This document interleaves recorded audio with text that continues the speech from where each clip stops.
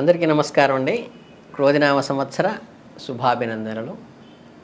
ఈనాడు మనం మూడవ రాశి అయినటువంటి మిథున రాశి యొక్క ఫలితాలు, ఈ సంవత్సర ఫలితాలు ఎలా ఉంటాయో చూసుకుందాం. మిథున రాశిలో జనరల్గా ఏమిటి, మనకి అందులో 1-2 పాదాలు వస్తాయి. వృషభ రాశిలో మృగశిర 3-4 పాదాలు ఇందులో వస్తాయి.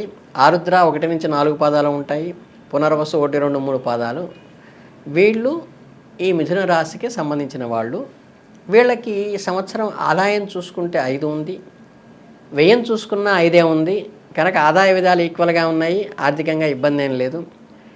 రాజపూజిత 3 ఉంటే అవమానం కొంచెం 6 ఉంది. అంటే మనకి రెస్పెక్ట్ కంటే కూడా కొంచెం కామెంటింగ్ ఎక్కువ ఉండేటువంటి అవకాశం దీంట్లో ఉంది. అలాగే గురుడు సంవత్సరాది నుంచి ఏప్రిల్ 30 వరకు లాభంలో లోహమూర్తిగానే ఉంటాడు, అంటే 11వ స్థానంలో.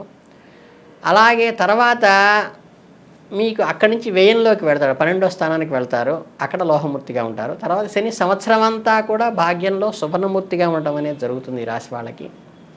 అలాగే రాహుకేతువుల విషయానికి వచ్చినప్పటికీ ఏమవుతుందంటే, వీళ్ళు 10వ రాశిలోను 4వ రాశిలోను అంటే దశమంలోను చతుర్థంలోనూ ఉంటారు, లోహమూర్తులుగా సంచరిస్తూ ఉంటారు. ఇది ప్రధానంగా ఉన్నటువంటి గ్రహ సంచారం. మిగతా గ్రహాలన్నీ మనకి వెంటనే మూవ్ అవుతుంటాయి కాబట్టి ప్రధానంగా సంవత్సరంలో మేజర్గా ఉండేది గురువు కానీ శని కానీ రాహుకేతువుల్ని చూసుకుంటూ ఉంటాము. ఈ గురు బుధులు అనేది మంచిగాను, తర్వాత రాహు కేతువులు సంవత్సరం అంతా పాపులుగా ఉండడం జరిగింది. దీని ఫలితాలు మనం మాసంలోకి వచ్చేసరికి ఎలా ఉంటాయో ఇప్పుడు చూసుకుందాం. మొదట ఒక ఏప్రిల్ మాసం వేసుకున్నాం అనుకోండి. ఏప్రిల్లో గ్రహ సంచారం కొంచెం నార్మల్గానే జనరల్గా ఉంటుంది, ఆదాయ విధాయాలు సమానంగా ఉంటాయి. మానసికంగా కూడా కొంచెం ఉత్సాహం, ఎందువల్ల అంటే మనకి ఈ ప్రమోషన్ కానీ లేకపోతే కొంచెం వీళ్ళు వృత్తిలో అభివృద్ధి చెంది కొంచెం కొత్త రెస్పాన్సిబిలిటీస్ ఉండేటువంటి జాబ్స్ వచ్చేటి, ప్రొఫెషన్ పెరిగేటువంటి అవకాశం ఉంది కాబట్టి బాధ్యతలు పెరుగుతాయి. అలాగేంటంటే మనకి ఫ్యూచర్ కోసం ఏదైనా కనుక మనం ప్రోగ్రామ్ డిసైడ్ చేసుకుంటే అలాంటివి ఈ మాసంలో పెట్టకండి, అంటే కొంచెం స్లో అయ్యేటువంటి అవకాశం ఉంది. అంటే ఫ్యూచర్కి సంబంధించినటువంటి ఇన్వెస్ట్మెంట్స్ కానీ వాటికి చూసుకోవాలి. కాకపోతే మే నెలలోకి వచ్చేసరికి 14వ తారీఖున రవి, 19వ తారీఖున శుక్రుడు ఈ రాశి మార్పు జరగటం వల్ల కొన్ని పనులు మనకి ఈ మేలో ఫాస్ట్గా అవుతాయి. అంటే వృత్తిలో కానీ ఉద్యోగంలో కానీ కొంచెం మూవ్ అవుతుంది. అయినప్పటికీ కూడా అధికారులతో కానీ కొంచెం పక్కన ఉన్నటువంటి కొలీగ్స్తో కానీ అభిప్రాయ భేదాలు కలగకుండా, అలాగే ఆర్థికపరమైనటువంటి అంటే గబుక్కుని ఎవరికైనా షూరిటీస్ పెట్టడం కానీ లేకపోతే ఇలాంటివి మీ జీవిత భాగస్వామి సలహా తీసుకుని మాత్రమే చేయండి. వ్యాపారాల్లో అంకిత భావంతో చేసుకోవచ్చు. కనుకంటే మీరు భార్యాభర్త మాట్లాడుకుని ఒకరికొకరు సమర్థించుకుని మాత్రమే పెట్టుబడి పెట్టి, షూరిటీ పక్క వాళ్ళకి మనం పెట్టేది మన ఇన్వెస్ట్మెంట్ కదండి, పక్క వాళ్ళకి మనకి ఏదన్నా ఆర్థికంగా పెట్టేటప్పుడు కొంచెం జాగ్రత్తగా ఉండండి. ఇచ్చిపుచ్చుకోవటాలు బంధుమిత్రులతో అవన్నీ కూడా బాగుంటాయి. కుటుంబ పరంగా అందరూ ఒక మాటకి వచ్చి గతంలో కనుక ఏమన్నా పోస్ట్పోన్మెంట్ అయినటువంటి కార్యక్రమాలు ఉంటే కూడా ఈ ఏప్రిల్ మాసంలో వాటిని ముందుకు తీసుకువెళ్ళచ్చు. కుటుంబం సపోర్ట్ తీసుకోవాలి. కుటుంబం యొక్క భార్య అయితే భర్త, భర్త అయితే భార్య యొక్క సలహాలు తీసుకుని నడవకండి. అలాగే జూన్ నెలలో అయితే శుభాశుభ అవసరాలు మిశ్రమంగా ఉంటాయి. ఈ ఆదాయం కానీ వ్యయం కానీ వచ్చేటువంటిది మనకి సంవత్సరానికి ఎలా ఉందో 2 ఈక్వల్గా ఉన్నాయి కాబట్టి 5-5 అలాగే ఉంటాయి ఈ మాసంలో కూడా. అలాగే ఈ మాసంలో కొంచెం ఈ రిలేషన్స్, బంధుమిత్రులు రాకపోకలు అవి బాగా పెరుగుతాయి. వ్యక్తిగతంగా కూడా మనం అభివృద్ధి చేసుకోవడానికి అవకాశం ఉంటుంది. మనోధైర్యము వీళ్ళందరూ ఎప్పుడైతే సపోర్ట్ ఉంటుందో ధైర్యం కూడా పెరిగి మనకి మానసికంగా ఒక స్థైర్యం వస్తుంది. అలాగే స్థిరాస్తులకి సంబంధించింది, భూములకి సంబంధించింది విక్రయాలు అవన్నీ ఏమైనా ఉంటే మనకి ఈ మాసంలో చేసుకోవటం అనుకూలవంతంగా మనం మిథున రాశి వారికి తెలియజేస్తాము. అలాగే జూలై మాసంలో ఈ 12వ తారీఖు నుంచి కుజుని వ్యయంలోకి సంచారం అవటము, అలాగే చిన్న తరహా అయినటువంటి కొన్ని స్పెక్యులేషన్స్లో వ్యతిరేక ఫలితాలు ఈ షేర్ మార్కెట్ చేసే వాళ్ళకి అవి కొంచెం ఇబ్బందికరంగా ఉంటుంది దీనివల్ల. అలాగే మనం చేసేటువంటి ప్రొఫెషన్లో కానీ ఉద్యోగంలో కానీ వ్యాపారంలో కానీ కొంచెం ఒత్తిడి శ్రమ పడేటువంటి సావకాశం ఉంటుంది. కానీ మనకి శుభకార్యాలను వివాహాలు కానీ అటువంటివి చేసుకోవటానికి మాసం అనుకూలం.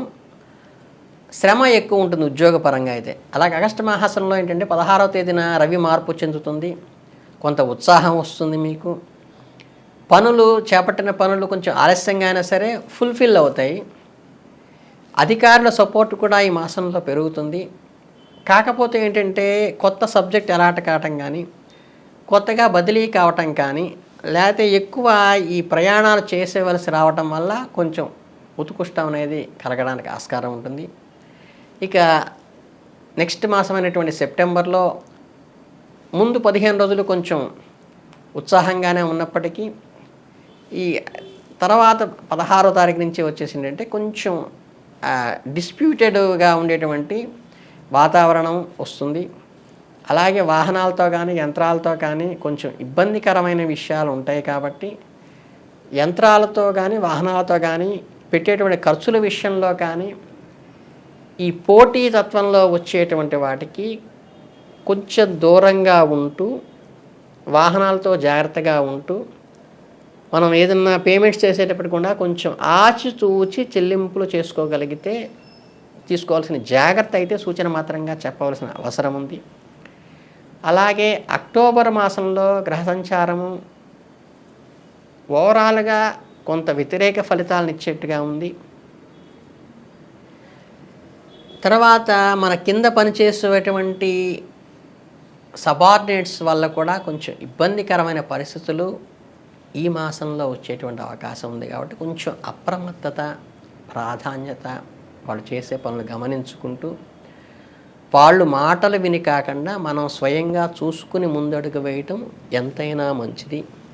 ఎందుకంటే ఈ మాసంలో అకారణంగా వివాదాలకు గురి కావటం కానీ, వ్యాపారాల్లో మన కింద వాళ్ళు చేసేటువంటి పొరపాటు వల్ల మనం ఇబ్బంది పడేటువంటి అవకాశం అక్టోబర్ మాసంలో ఉంది. కాబట్టి అవి జాగ్రత్తగా గమనించుకోవాలి. అలాగే నవంబర్ మాసంలో వచ్చేసరికి ఈ 11వ తారీఖున రవి శుక్రుల రాసులు మార్పు చెందటం వల్ల కానీ, మొదటి 2 వారాలు ఏదన్నా ఎక్కువ ఎక్స్పెక్టేషన్తో వెళితే ఇబ్బందికరం వస్తుంది. అటువంటి విషయాలు కొంచెం జాగ్రత్త, జీవిత భాగస్వామి సలహాలు తీసుకుంటూ,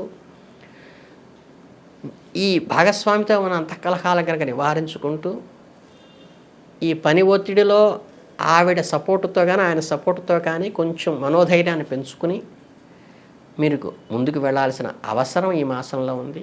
అలాగే 3-4 వారాలందు కొంచెం ఉత్సాహంగా ఉంటుంది. అప్పుడు మీరు ఈ భాగస్వామి ఇచ్చినటువంటి ధైర్యంతో 3-4 వారాల్లో చాలా ఉత్సాహంగా కూడా ముందుకు వెళ్ళడానికి ఆస్కారం ఉంటుంది. 3-4 వారాలు ఉత్సాహంగా ఉంటుంది. తర్వాత డిసెంబర్ మాసంలోకి వచ్చేసరికి ఏంటంటే ఈ 2వ తారీఖు నుంచి 29వ తారీఖు వరకు శుక్రుడు, 15 వరకు రవి మంచి బలవంతులుగా ఉంటారు గ్రహ సంచారంలో. భాగస్వామికంగా వ్యాపారాల సమస్యలను ఎదుర్కొని రావచ్చు. ఏదైనా చిన్న చిన్న ఆటంకాలు కానీ, ఇబ్బందులు కానీ, పేచీలు కానీ ఉంటే వాటిని శుభకార్యాలు చేయటం వల్ల దైవ కృపతో వాటిని అధిగమించేటువంటి అవకాశం ఉంది. ఇక జనవరి మాసానికి వచ్చేసరికి ఏమవుతుందంటే గ్రహ సంచారంలో కొంత వ్యతిరేకమైన ఫలితాలనే ఉందని, వాక్కుపరంగా కొంచెం జాగ్రత్త అవసరమని, ఈ మెంటల్ స్ట్రెస్ కానీ కొద్దిగా ఉండి మనకి ఫ్రెండ్స్ రిలేటెడ్ సపోర్ట్తో మీరు ఎప్పుడైనా కొంచెం ముందుకు వెళ్తే మీకు మంచిదని చెప్పడం జరిగింది. ఎందుకంటే పొరపాటును కూడా మాట తోలకుండా ఉండాల్సిన అవసరం ఉంది. విద్యార్థులు కూడా కొంచెం కష్టపడి మనం శ్రమతో కూడినటువంటి ఫలితాన్ని పొందేటువంటి అవకాశమే ఇక్కడ ఉందని చెప్పచ్చు. ఇక ఫిబ్రవరి మాసానికి వచ్చినట్టయితే మనకి 11వ తారీఖు నందు 12వ తారీఖు నందు బుధుడు రవి వీళ్ళేంటంటే రాశి మార్పు చెందుతారు. దానివల్ల కూడా కొంత ఈ అననుకూలతనచ్చు, శ్రమతో కూడిన జీవితమే ఉంటుంది. అలాగే మనకి వాహనాలతో కానీ యంత్రాలతో కానీ జాగ్రత్త ఎప్పుడు ఉండి ఈ కరెంటు రిలేటెడ్ వాటితో కొంచెం జాగ్రత్తగా ఉండాలి. కొంచెం ఎఫర్ట్ గట్టిగా పెడితే మనకి ఉంటుంది. అలాగేంటంటే ఈ మనకి సలహాలు ఇచ్చేవాళ్ళు మధ్యవర్తులు, వీటికి మనం ఇతరుల విషయాల్లో వేలు పెట్టి వాళ్ళకేదో సలహా ఇద్దాం అనుకోవటం అంత అనుకూలంగా ఉండదు.